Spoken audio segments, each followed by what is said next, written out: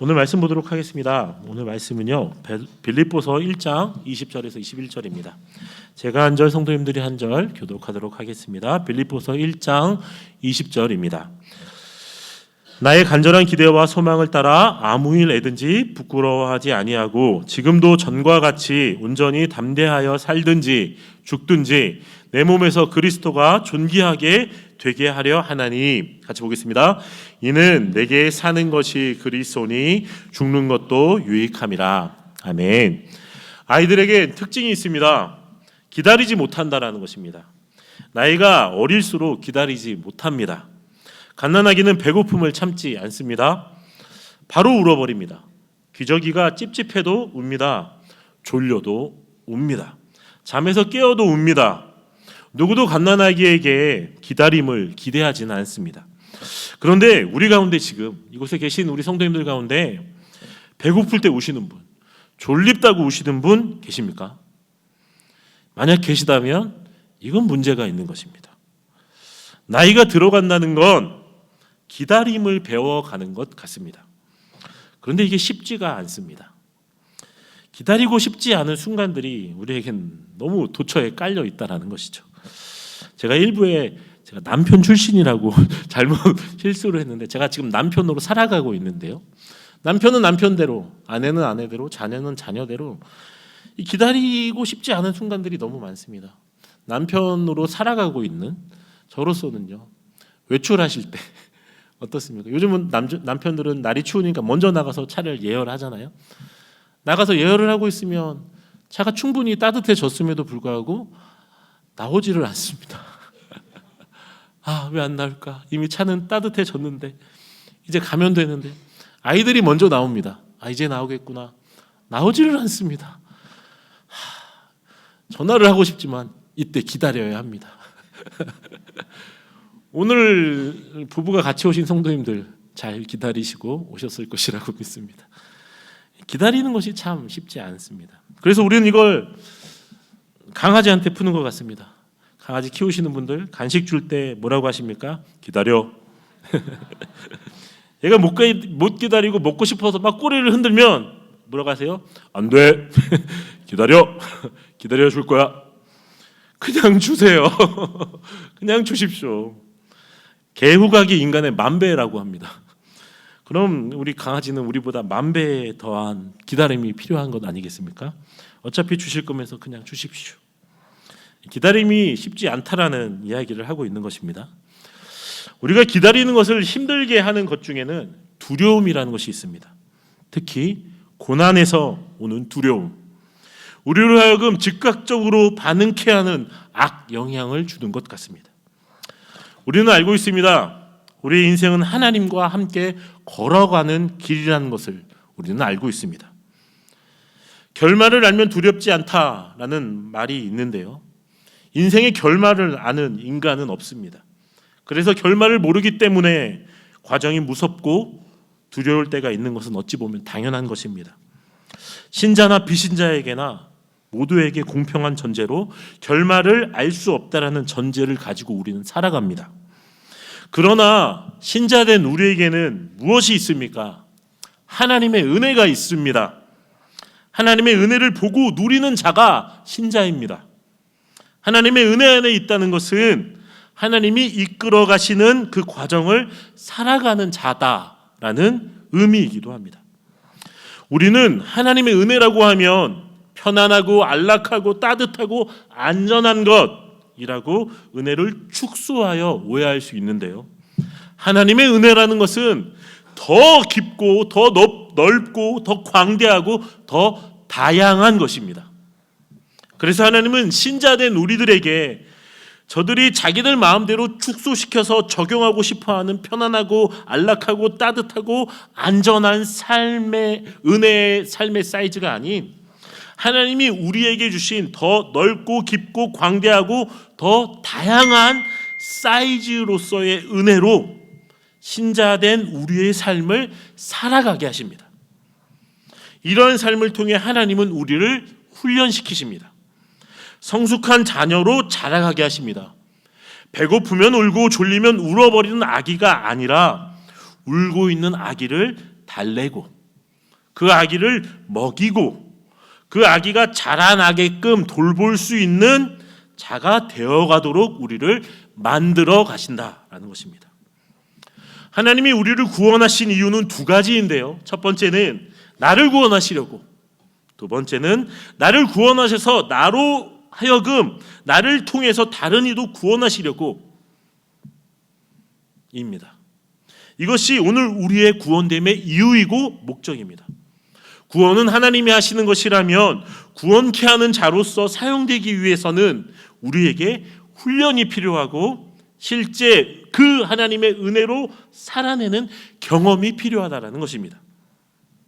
그럼 하나님이 은혜를 받은 자들, 그 하나님의 은혜를 가진 자로서 우리가 어떠한 삶을 살아가게 하시는가? 첫 번째, 믿는 자에게도 고난과 두려움을 주십니다. 벼랑 끝에 선다라는 것과 같다라는 말은 무슨 의미입니까? 염려로 인해 내 모든 것, 내 생각과 마음과 감정과 시간이 사로잡힌다라는 것입니다. 염려의 웅덩이에 통째로 던져지는 것과 같습니다. 둘러싸이는 것, 잠식되어 버리는 것입니다. 고난과 두려움이 올 때 필요한 것은 무엇입니까? 하나님의 은혜입니다. 두렵지 않다가 아닙니다. 여전히 두렵습니다. 두려운 마음이 사라지지가 않습니다. 걱정되고 염려가 모든 순간을 채웁니다. 마치 물에 빠진 그 상황을 그려보십시오.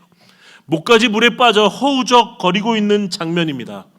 머리까지 내가 다 가라앉지 않았다고 해서 살았다라고 말할 수 없습니다.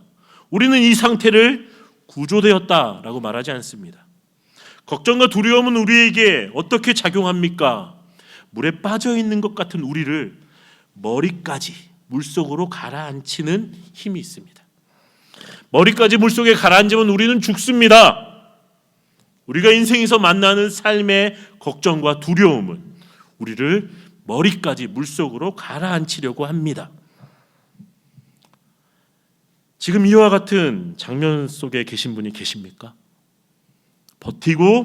버텨봤는데 마치 내가 지금 머리까지 가라앉는 것만 같은 걱정과 두려움 가운데 있는 분이 계십니까? 하나님의 은혜가 필요한 때입니다. 다른 걸 찾고 다른 걸 구할 시간이 아닙니다. 젖은 머리를 말리고 젖은 옷을 갈아입는 건 물 밖으로 나왔을 때 하시는 것입니다.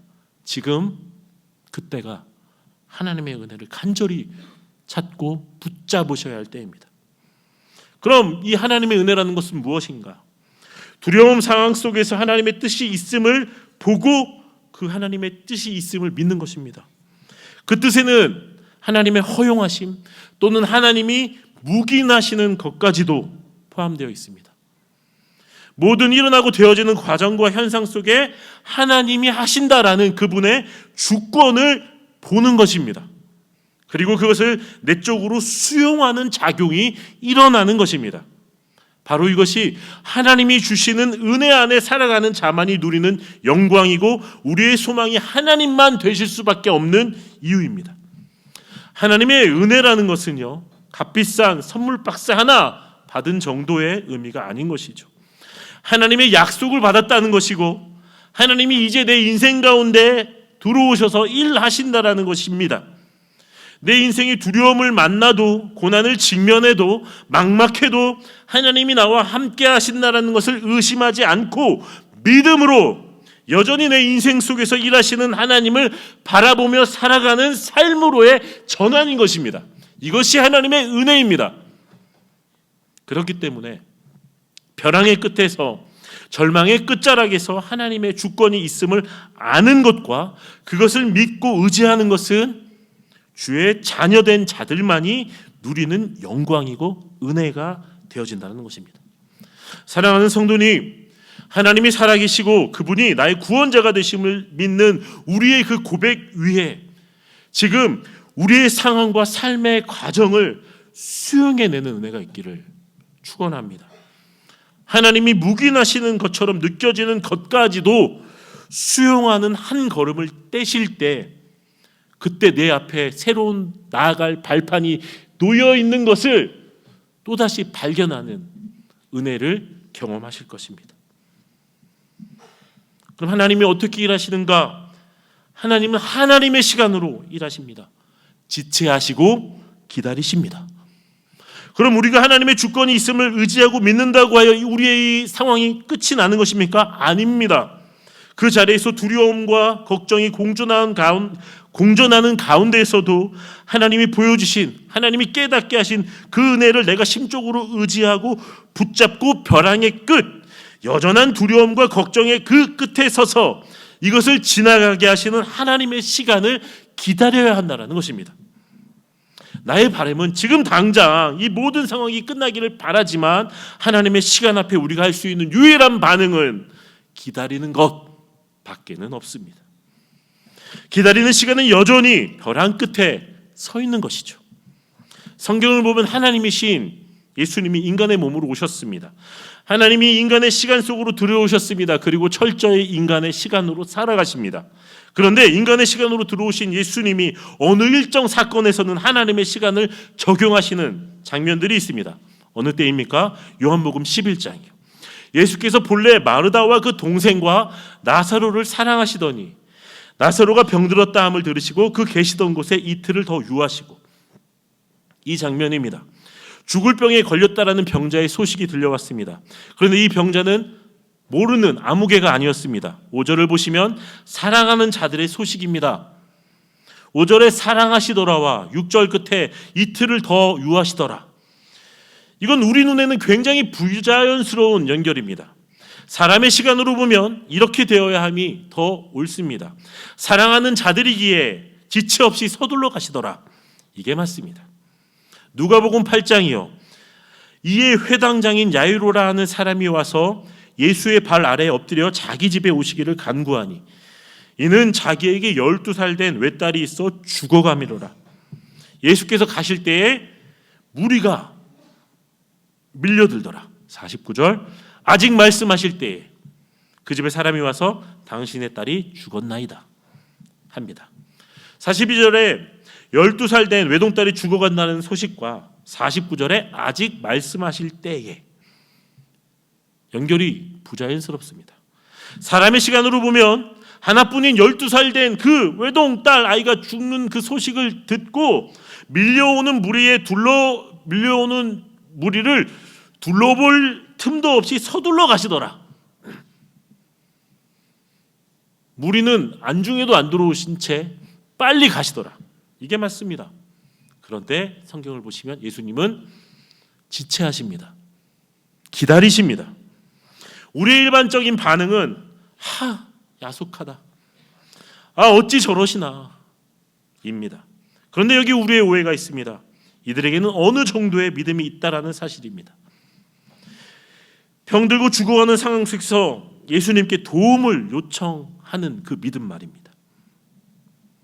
예수님께서요, 지체하시고 기다리시는 반응은요, 누구에게 보이신 겁니까? 자신에게 고통의 문제를 가지고 나온 자들에게 보여주셨던 반응이라는 것입니다. 뭡니까? 예수님의 의도하심이 있다는 것이죠.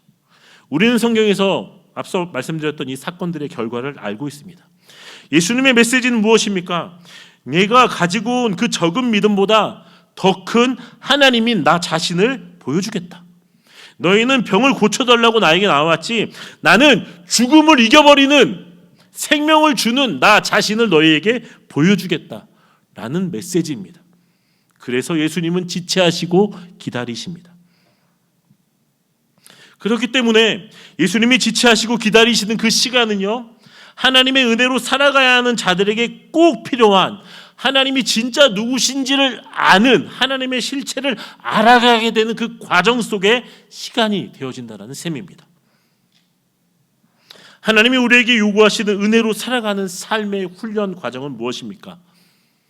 물속에 머리까지는 가라앉지 않았지만 여전히 물에 빠진 채로 팔과 다리를 저어가며 머리만 수면 위로 뜬 채 내 몸을 완전하게 물 밖으로 건져낼 수 있는 그 구조대를 기다리는 것입니다. 이것이 하나님의 시간을 기다리는 그리스도인의 삶입니다. 두려움과 벼랑을 만난 그리스도인을 다루어 가시는 하나님의 훈련 방식이기도 합니다. 우리는 어떻습니까? 우리도 그 시간들을 지나가며 살아가고 있지 않습니까? 여전히 두렵고 걱정이 옵니다. 나는 잘 가고 있는 것인가? 질문하는 순간들이 우리에겐 있습니다. 저 역시도 마찬가지입니다. 온 가족을 다 데리고 제주도로 내려갔는데 나는 잘하고 있는 것인가? 건축의 현장에서 천장을 철거하면서 먼지를 뒤집어 쓰고 연기에 그을린 그 진흙 가루들을 털어내면서 콧속과 귓속까지 그 시커먼 먼지로 뒤범벅되어 있는 그 건축의 현장을 배워가는 것이 지금 저의 제주의 살이의 모습인데요. 근데 이 과정을 배우면서도 감사하지만 동시에 이런 결정에 대한 결말을 제가 알 수 없기 때문에 찾아오는 막연한 두려움이 공존합니다. 그 순간마다 내적으로 하나님이 알게 하시고 깨닫게 하신 그 은혜, 이 은혜는 무엇입니까? 모든 것이 하나님의 주권 아래에 있다라는 그 사실, 그 하나님의 주권을 붙잡게 노라고 중얼중얼거리며 나아가는 것입니다. 이건 사실 선포도 아닌 것 같습니다. 선포라고 할 만큼의 확신도 가질 수 없는 걱정과 염려가 공존하는 상태라는 것이죠. 그 정도밖에 안 되는 것입니다. 그럼에도 불구하고 의심이 들지라도 흔들릴지라도 낙심한 마음의 상태일지라도 나의 의지자를 찾고 붙잡는 것입니다. 나의 반신반의하여 중얼거리는 그 고백 속에도 하나님은 일하시고 계심을 믿으며 나아가는 것, 이것이 하나님께서 선택하시어 자녀 삼으신 자들이 삶을 부딪히며 가운데 인내하고 기다리며 살아가야 하는 삶의 방향입니다. 우리는요, 두려움의 시간은 하나님이 일하시는 시간임을 알아가고 있습니다. 우리의 인생을 통해서요. 걱정의 시간은 하나님이 일하시는 시간임을 알아가고 있습니다. 그럼 하나님은 우리에게 어떻게 또 일하시는가? 하나님은 우리를 소망으로 이끌어 가십니다. 로마서 5장을 보시면요, 1절, 그러므로 우리가 믿음으로 의롭다 하심을 받았으니 우리 주 예수 그리스도로 말미암아 우리가 화평을 누리자. 여기서 이 화평을 누린다라는 것은 거저받은 것이 아니죠. 예수 그리스도로 말미암아, 여기에는 그분의 잉태하심, 그분의 나심, 그분의 커가심, 그분의 자라가심, 그분의 죽으심, 그분의 부활하심, 그분께서 사신 그분의 모든 우리를 향한 구원의 여정, 그 모든 것이 다 담겨 있습니다. 예수 그리스도의 대가지불로 말미암은 화평이 우리에게 있다라는 것입니다. 그럼 그 화평을 얻은 자들은 어떻게 나아갑니까? 2절, 하나님의 영광을 바라본다라는 것입니다. 그리고 그 영광을 바라보는 자는 즐거워한다라는 것입니다. 그 영광은, 그 즐거움은 어디까지 우리를 더 나아가게 합니까? 5장 3절이요. 다만 이뿐만 아니라 우리가 환난 중에도 즐거워하는 그 자리까지 우리를 이끌어갑니다. 환난 중에 즐거워한다는 것, 함축되어 있는 의미가 무엇입니까? 나의 환난 중에도 일하시고 계시는 하나님으로 말미암아 내가 즐거워한다. 이는 환난은 인내 무엇으로 말미암아 견뎌내고 참아낼 수 있는가? 내가 인내하는 주기에도 하나님은 일하시고 계신다라는 하나님의 약속을 붙들고 나아간다라는 것입니다. 이것이 하나님의 영광, 같은 말로 하나님의 은혜를 바라보는 자들만이 살아낼 수 있는 즐거움입니다. 즐거움이라는 단어를 편안함, 안락함으로만 해석해서는 안 됩니다. 성경에서 말하는 하나님으로 말미암은 즐거움은 이 현실에만 머물지 않기 때문입니다. 현실을 넘어 초현실로 확장되는 것입니다. 우리가 살다 보면 이런 말 듣습니다. 너 좀 현실적으로 살아. 네 현실을 좀 직시해. 이런 말 중요하죠. 우리가 사는 세상이 현실이니까요. 그런데요, 하나님의 자녀된 사람들은 현실을 살아가되 초현실에 계시는 하나님을 바라보는 시선을 동시에 가지고 현실 너머에서도 모든 것을 주관하시며 이끌고 가시는 그 하나님을 붙잡는 자들입니다. 우리가 현실에 살고 있다 하여 하나님도 현실의 방식으로 역사하신다라고 오해하시면 안 됩니다. 시편 95편이요. 같이 한번 보겠습니다. 시작. 땅의 깊은 곳이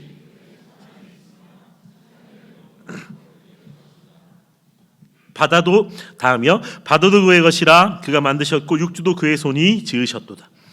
우리가 살아가는 현실인 이 지구상에 하나님의 손길이 안 맺힌 곳이 없다고 합니다. 땅 깊은 곳에도 저산 꼭대기에도 바다에도 육지에도 하나님의 손길이 모두 닿아 있습니다. 모든 현실 속에 하나님의 손길이 가득 차 있습니다. 골로새서 1장 16절이요. 만물이 그에게서 창조되었다라고 말씀하십니다. 무에서 유를 만드는 것. 없었는데 있게 되었다. 안 보였는데 보였다. 현실에서 가능한 일입니까? 현실을 넘어서는 것이죠. 그럼 현실을 넘어 초현실에 계신 하나님 어떤 분이신가? 골로새서 1장 17절이요. 그가 만물보다 먼저 계시고 만물이 그 안에 함께 섰느니라. 만물보다 먼저 계신 분, 만물을 자신 안에 모두 담고 계신 분이라고 기록합니다. 현실과 초현실 모두를 주관하시는 분, 그래서 그분의 손길이 안 미친 곳이 전혀 없다. 그분을 우리는 발견합니다. 다시 로마서 5장 2절이요. 하나님의 영광을 본다라는 것. 여기서 하나님의 영광은요, 이 모든 것을 담고 계신 그 하나님을 바라보는 영광인 것입니다. 그러므로 즐거워할 수 있다는 고백은 불가능한 것을 의지적으로 노력해서 내가 이겨낸다, 극복해낸다, 즐거워해낸다가 아닌 무한하신 하나님의 크심 앞에, 그리고 그 하나님이 나에게 주신 자신을 보여주심으로 인해 마땅히 즐거워할 수 있는 이유가 우리 안에 차고도 넘친다라는 것입니다. 그러므로 로마서 5장 3절 인내하라, 우리에게 요청하시는 것입니다. 불가능한 것을 우리에게 던져주시고 실패하면 문책하고 책망하려고 인내하라 하시는 것이 아니라 나를 온전히 보아라, 나를 더 자세히 알아라. 그럼 내가 누구인지를 알면 너희는 인내할 수 있어. 그러니 인내해라. 의 메시지인 것입니다. 하나님의 영광을 바라보는 자 인내할 수 있습니다. 그럼 이 우리의 인내는 우리를 어디까지 인도해 갑니까? 인내는 연단의 과정까지. 연단은 쉽습니까? 외부에서 힘이 작용된다라는 것입니다. 연단은 금속이 혼자 가만히 참고 있는다고 해서 자기 안에 있는 불순물이 걸러집니까? 쇠 붙이는 불에 달군 후 두드려서 단단하게 되어집니다. 이게 연단입니다. 불에 달궈지고 두드려져야 합니다. 쉽게 말하면 얻어 터지는 겁니다. 정할 수 없는 것입니다. 그럼 이런 과정임에도 불구하고 왜 연단의 과정을 우리가 인내하며 나아가는가? 연단은 소망을 이루는 줄 알미라. 불순물을 걸러내어 더 순수한 금속으로 만들어내는 연단의 과정처럼 우리 안에 순수한 소망을 이루는 줄 알미라. 5장 5절이요. 다 같이 한번 읽어보겠습니다. 시작. 소망이 우리에게 주신 성령으로 말미암아 하나님의 사랑이 우리 마음에 부은 바 됨이니. 견디고 참고 인내하고 얻어 터져가면서 지켜낸 이 소망이요, 우리를 부끄럽게 하지 않는데요. 왜요? 진짜니까요. 우리가 붙잡은 이것이 헛된 것이 아니니까요. 하나님의 약속을 붙잡은 이들에게 성령으로 말미암아 하나님의 사랑, 같은 이름인 하나님의 은혜를 가득 채우시는 그 하나님, 그 하나님의 일하심을 소망하며 나아가는 인생이야말로 참으로 값어치 있는 성도의 인생이 아닐까 생각해 봅니다. 믿는 자에게 하나님은 고난과 두려움을 주십니다. 그리고 하나님의 시간으로 일하십니다. 지체하시고 기다리십니다. 그 하나님의 시간에 우리가 할 수 있는 것은 기다리는 것밖에 없습니다. 이를 통해 하나님은 우리에게 순수한 소망을 남겨주십니다. 이것이 하나님이 이끌어 가시는 은혜로 살아가는 신자의 삶입니다. 하나님은 이렇게 우리를 훈련해 가십니다. 하나님은 이렇게 우리를 만들어 가십니다. 빌립보서 1장에서 바울은 자신의 소망을 이렇게 노래합니다.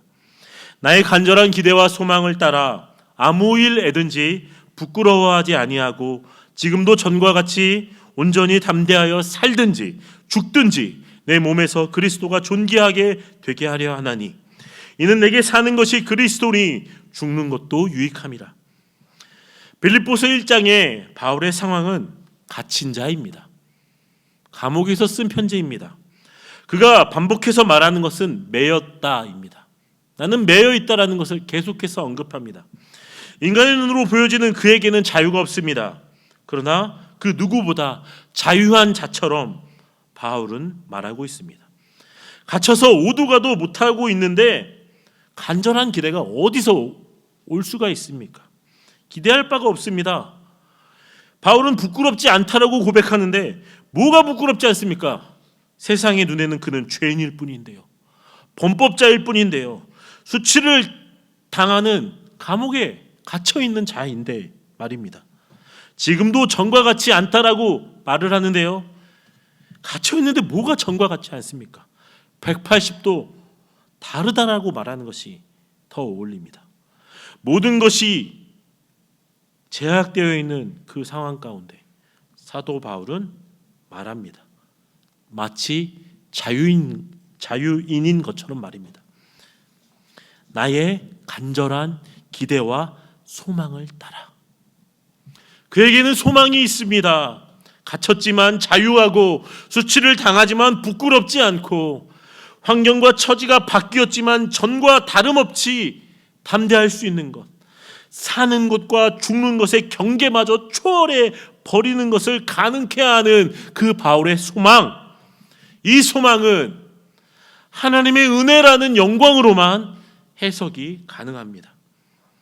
그럼 이후에 바울의 시간은 어떻게 흘러갑니까? 감옥에서 하나님의 시간을 살아갑니다.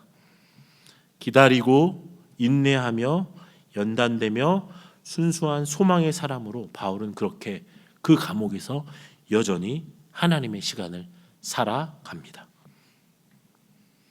바울이라는 한 사람이 소망을 붙잡고 살아가는 삶의 모습입니다.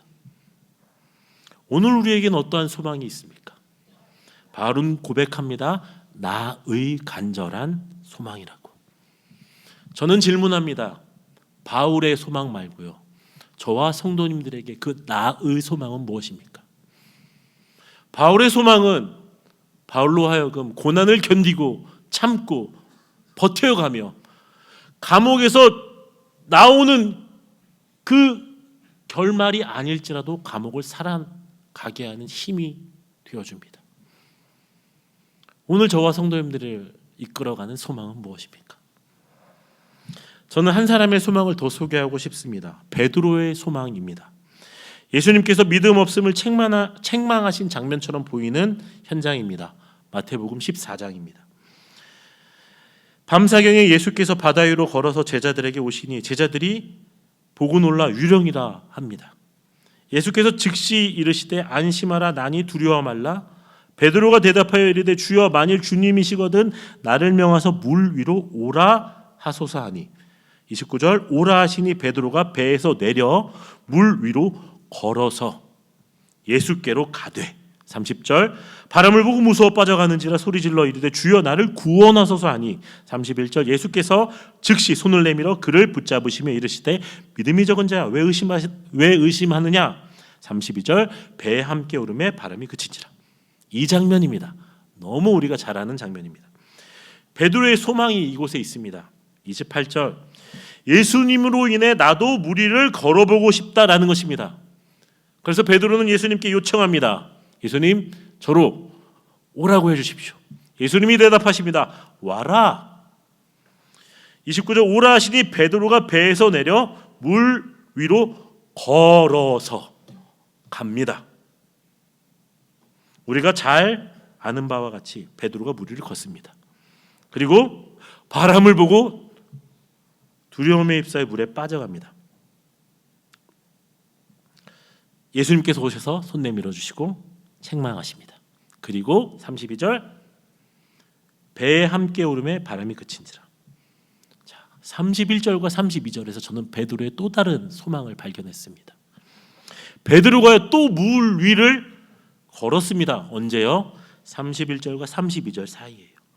베드로가 예수께로 걸어갔던 만큼 물 위를 또 걸어서 배로 돌아갔을 것입니다. 예수님이 베드로를 물에 담가서 끌고 가지는 않으셨을 겁니다. 빠져가는 베드로를 보고 책망하셨지만 다시 잡아 일으키셔서 얼만큼 베드로가 혼자 걸어왔는지는 우리는 성경에 기록되어 있지 않아 모르지만 걸어온 만큼 다시 예수님의 손을 붙잡고 베드로는 그 배를 향하여 걸어갔다라는 것입니다. 우리는 알 수 있습니다. 예수님께서 손잡아 주시면 베드로의 소망은 현실이 되는 것입니다. 예수님 손잡고 바다 위를 걸을 때 여전히 바람은 있었습니다. 배의 오름에 바람이 그쳤다라고 기록되어 있습니다. 베드로를 바다로 침몰하려 했던 그 바람은 여전히 불었지만 예수의 손을 붙잡고 있으니 베드로는 다시 바다 위를 걸어서 배까지 가는 현실을 경험합니다. 우리의 소망이 흔들흔들 거립니다. 우리의 믿음이 막 흔들흔들 거립니다. 시편 1편 4편 보면요, 악인들은 그렇지 아니하며 오직 바람에 나는 겨와 같도다. 우리가요 바람에 나는 겨와 같이 이리저리 막 날아다니는 것 같습니다. 무슨 말을 그렇게까지 하냐고 하실 수 있습니다. 악인들은 그렇지 아니하며 우리가 악인들까지는 아니지 않은가 반문할 수 있습니다. 우리가 악인 맞습니다. 예수가 우리의 손 붙잡고 계시지 않으면 우리가 악인 맞습니다. 이게 우리의 실체입니다. 예수께 손 붙잡혀 있지 않으면 풍랑의 영향 아래 침몰할 수밖에 없고요, 거친 파도에게 집어삼켜질 수밖에 없는 존재가 우리 맞습니다. 바람에 날아다니는 겨가 우리 맞습니다. 예수가 우리를 붙잡아 주시지 않으면요. 소망은 예수가 내 손 잡아주실 때 완전한 것이 됩니다. 무엇이 나를 붙잡고 있는가? 예수의 손을 붙잡아야 합니다.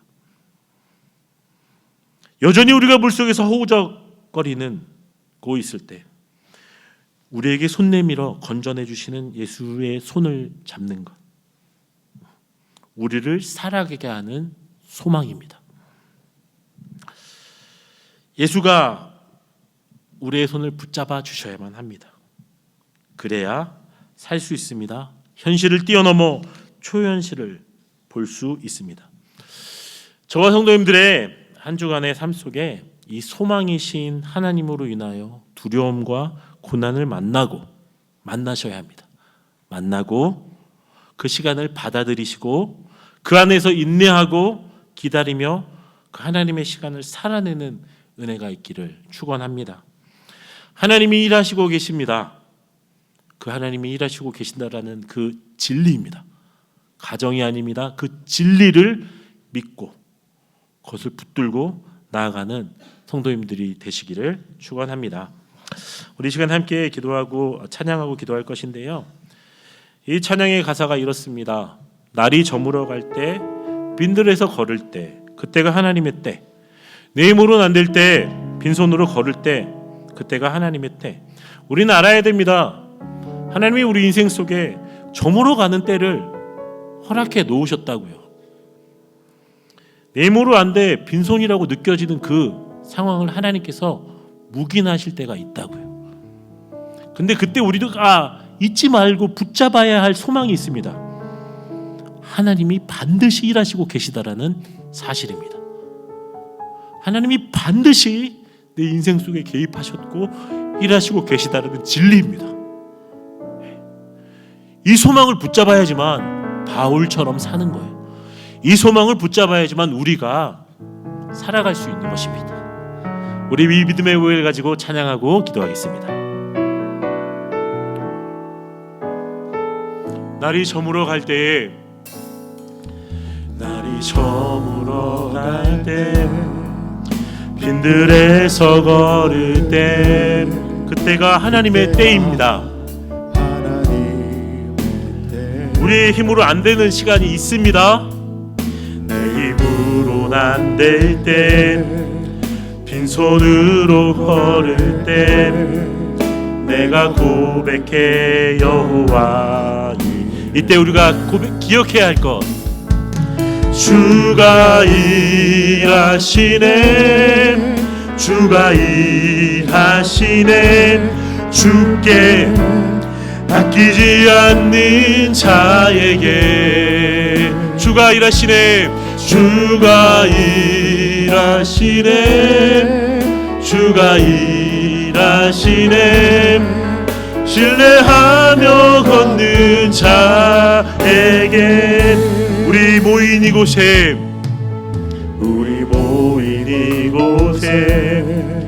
주님 함께 계시네 누리네 아버지 은혜 적은 떡과 물고기 내 모든 걸 드릴 때 모두 고백해 여호와 이르네 하나님이 우리 인생 가운데 일하십니다.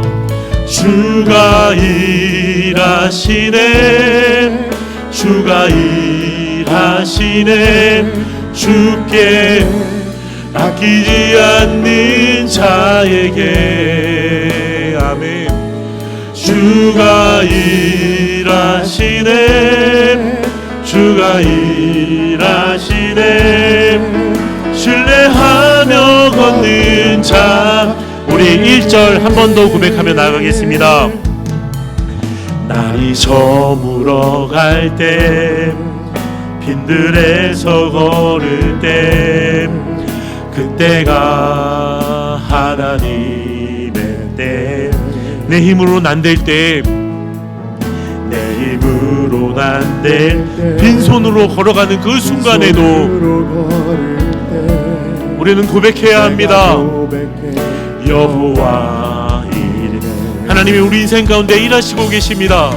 주가 일하시네 주가 일하시네 주께 아끼지 않는 자에게 주님 일하십니다. 주가 일하시네 주가 일하시네 신뢰하며 걷는 자에게 손님 기억하셔야 됩니다. 하나님의 시간이 있습니다. 때론 지체하시고 때론 막으실 때도 있습니다. 때론 다른 길로 방향을 틀어버리기도 하십니다. 하지만 변함이 없는 진리는 그분이 우리를 이끌어 가신다라는 것입니다. 하나님이 일하시고 계시다라는 이 진리가 우리에게 유일한 소망입니다. 예수님께서 우리의 손을 붙잡아 주시면 이 소망은 반드시 이루어질 것입니다. 우리에게 은혜로 채우시는 그 소망의 하나님을 붙잡고 그분의 이름을 부르며 우리 말씀을 기억하며 함께 우리 기도의 자리로 나아가겠습니다. 기도하겠습니다.